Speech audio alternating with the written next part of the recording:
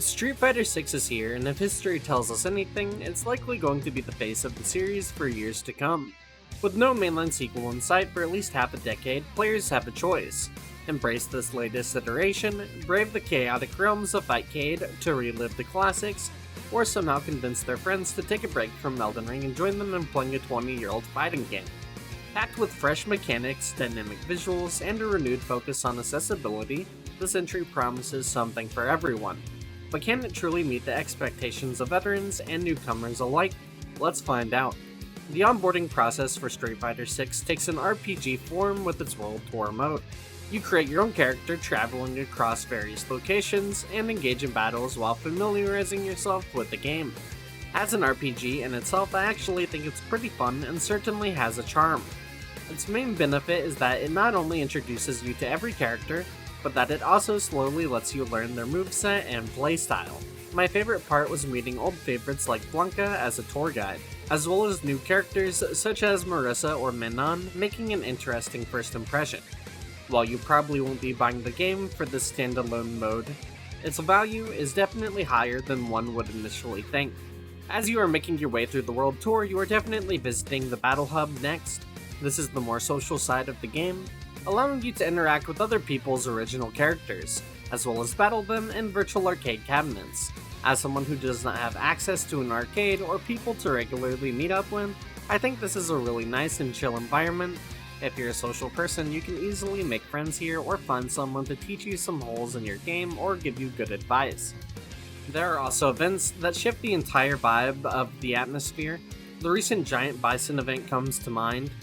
You battle against a literal raid boss yourself, and you can also team up with other people to do more damage and unlock more rewards. Maybe the most useful feature of the Battle Hub is the Virtual Rival, an AI opponent that learns from your moves and mimics your playstyle. This allows you to practice against a high-level opponent that adapts to your strategies, helping you refine your skills in a dynamic and challenging way. The Fighting Ground is where you are going to experience the traditional way to play a fighting game. Here you have your arcade, versus, and practice modes. The tutorial mode is great. It extensively covers every feature of the game and covers in-depth things that apply to more intermediate skill levels.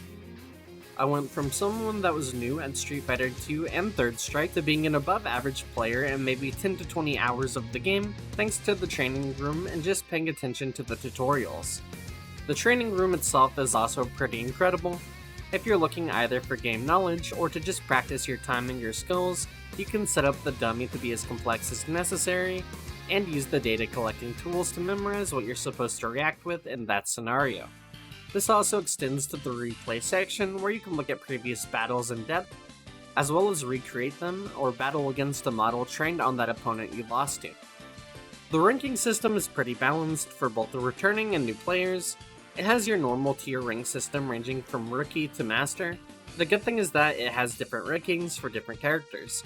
So if you mainly play Kin, but have been practicing the Manon to switch things up, you don't have to jump in against those higher ranked opponents, and you can play on your skill level as the new character.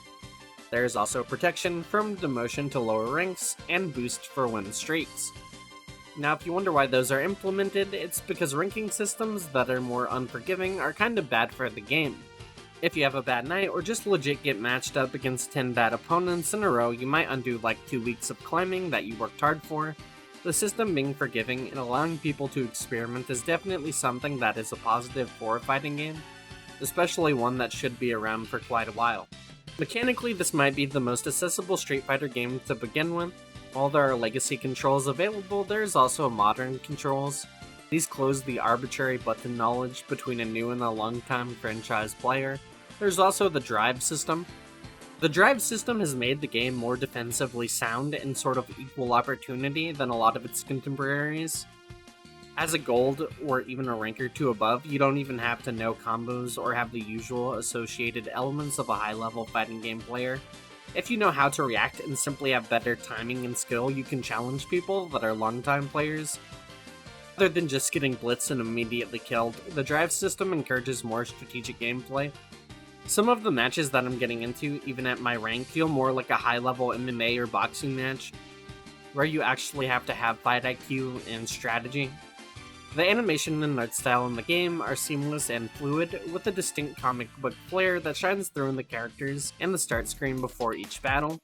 Everything about the art direction and animation is executed exceptionally well. The voice work is consistently solid across the board, adding to the game's polish.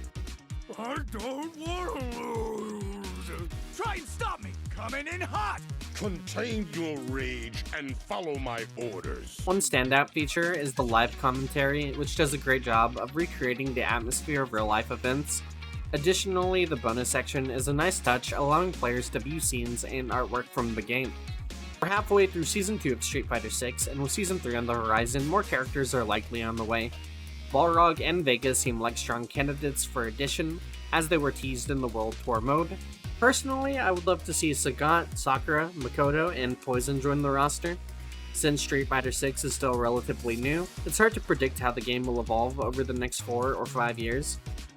However, Capcom has consistently delivered high-quality content, even dedicating months to perfecting individual character cosmetics to ensure they look and function flawlessly.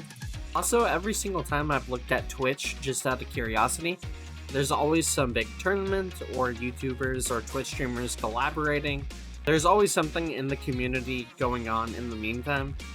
Sometimes it's just as much fun to watch people play as it is to play yourself. Like you and your friend in the battle hub, taking turns fighting random people or training against each other. The past couple of years have been fantastic in general for fighting games, with titles like Dragon Ball Sparking Zero, Tekken, and other upcoming titles.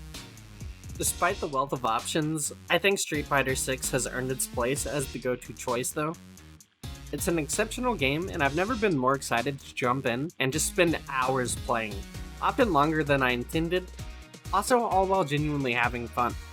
With all that being said, I'm curious what you guys have to say. What do you think of Street Fighter 6 as a new or returning player? Is there anything you would like to see in the game, such as more DLC like costumes or characters? Is there another fighting game you just prefer right now, whether it be a classic or something like Tekken? Be sure to let us know in the comments below.